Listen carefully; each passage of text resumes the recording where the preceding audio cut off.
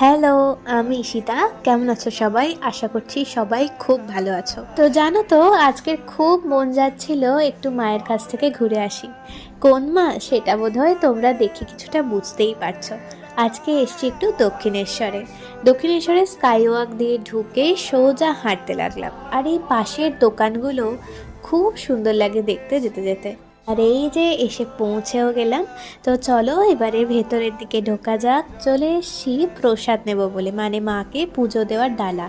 তোমরা এলে এই 50 নম্বর দোকান থেকে দিও, কাকুর ব্যবহার খুব ভালো। আমি যতবার আসি ততবার ওই দোকান থেকেই কিনি। আর ওনারা একটা ভোগ প্রসাদও দেন।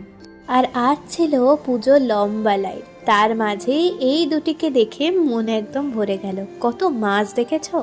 তারপর মাকে সুন্দরভাবে পুজো দিয়ে এবার বাড়ি ফেরার পালা। আজকের দিনটা ভীষণ সুন্দর গেল। তো তোমাদের কেমন লাগলো অবশ্যই জানিও। টাটা।